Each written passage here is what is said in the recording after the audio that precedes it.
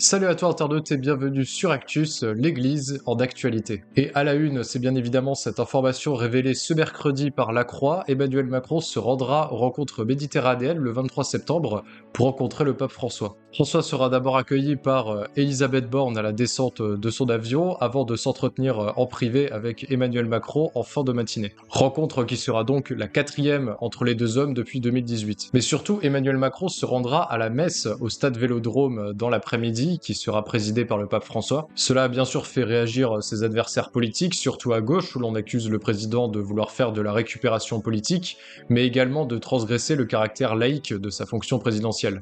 C'est en effet la première fois depuis 1980 sous Valéry Giscard d'Estaing qu'un président se rend à une messe présidée par un pape. Si cela est si rare, vous vous en doutez, c'est à cause du caractère laïque de la Ve République qui ne reconnaît officiellement aucun culte. Dans le reste de l'actualité nationale, l'évêque de Saint-Dié, monseigneur Didier Berthet, est décédé ce 8 septembre des suites d'un cancer à l'âge de 61 ans. Avant d'être évêque, il était curé de paroisse dans le diocèse de Nanterre entre 1982 et 2016, avant d'avoir été nommé évêque en 2016, évêque de Saint-Dié par le pape François. Il a reçu de nombreux hommages, que ce soit de la part des autres évêques ou alors de ses paroissiens.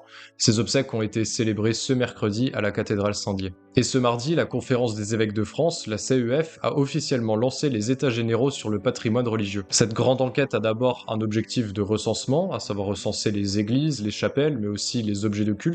En plus d'un inventaire, cela permettra de mieux cerner les besoins de restauration du patrimoine religieux et de réfléchir à différents usages possibles de ce même patrimoine. Rendez-vous dans 15 mois lors des conclusions de cette enquête à la réouverture de Notre-Dame de Paris. Et enfin, actualité sport, avec l'ouverture ce samedi 9 septembre de la chapelle Notre-Dame des Sportifs à l'église La Madeleine de Paris. Cette chapelle, elle s'inscrit dans une démarche plus large, Holy Games, qui est le projet de l'église catholique en France pour s'impliquer dans les Jeux Olympiques de Paris 2024. Donc pour les sportifs intéressés, vous pouvez vous rendre dès maintenant à l'église La Madeleine dans le 8e arrondissement de Paris, que ce soit pour prier, déposer des intentions de prière ou rencontrer un aumônier du sport. On passe aux actualités internationales et aujourd'hui le cardinal Zuppi est arrivé à Pékin où il doit rencontrer différents responsables politiques et diplomatiques. L'archevêque de Bologne avait été missionné par le pape en mai dernier pour pouvoir rechercher des voies qui peuvent mener à une paix juste face à la guerre en Ukraine, ainsi que favoriser différentes initiatives humanitaires. Ces derniers mois, il s'était rendu à Kiev, Moscou ou encore Washington pour faire avancer différents processus de paix. Je vous en parlerai plus dans une prochaine vidéo sur la chaîne qui concernera l'Église catholique et le pape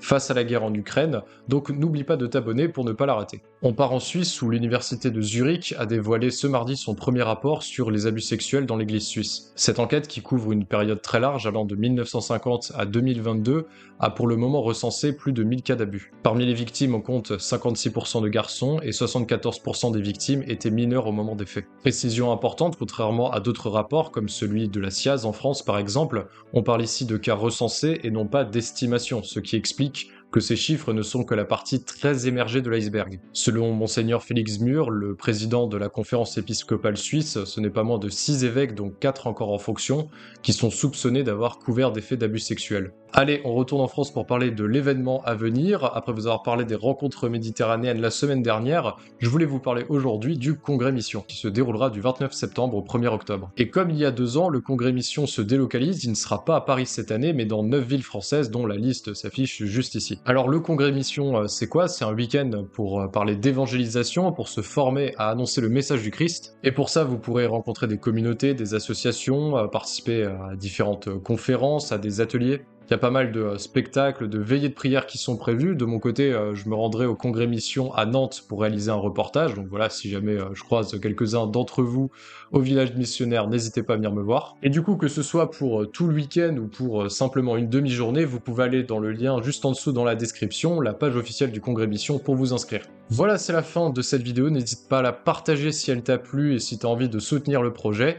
Et moi, en attendant, je vous dis à la semaine prochaine pour un nouvel épisode. Salut!